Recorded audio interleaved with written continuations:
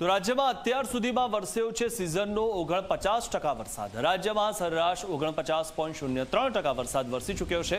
સૌથી વધુ કચ્છમાં વરસ્યો છે 58.44% વરસાદ। તો દક્ષિણ ગુજરાતમાં 53% વરસાદ પડ્યો છે અને ઉત્તર અને મધ્ય ગુજરાત અને સૌરાષ્ટ્રમાં 50%થી ઓછો વરસાદ થયો છે। તો જૂન મહિનાથી લઈને અત્યાર સુધી, એટલે હજુ જુલાઈ સંપૂર્ણ થયો નથી, પરંતુ જૂન મહિનાથી લઈને અત્યાર સુધી એટલે કે દોઢ મહિનામાં જે વરસાદ છે તે 49% જેટલો થઈ ચૂક્યો છે। તો બનાસકાંઠામાં 50.07% વરસાદ નોંધાયો અને સાથે ભરૂચમાં 52.25% વરસાદ થયો છે। નર્મદામાં 51.64% વરસાદ થયો। તો પંચમહાલમાં પણ વરસાદ જે નોંધાયો છે, આણંદમાં 60.4%, સુરતમાં 60.29%, તાપીમાં 62.37% વરસાદ નોંધાયો છે।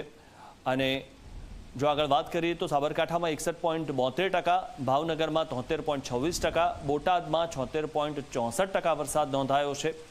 સાથે જ બીજા જો જિલ્લાઓની વાત કરીએ, મહેસાણામાં 39.04%, જે 40%થી ઓછો વરસાદ છે। ગાંધીનગરમાં 37.25% અને દાહોદમાં 35.56% વરસાદ નોંધાયો છે, જે 40%થી ઓછો વરસાદ છે તેની આપણે વાત કરી રહ્યા છીએ। ગીર સોમનાથમાં પણ 32.83% વરસાદ નોંધાયો છે। પાટણમાં 25.36% જ વરસાદ નોંધાયો છે અત્યાર સુધીનો, એટલે કે આ તમામ જગ્યાએ 40%થી ઓછો વરસાદ નોંધાયો છે।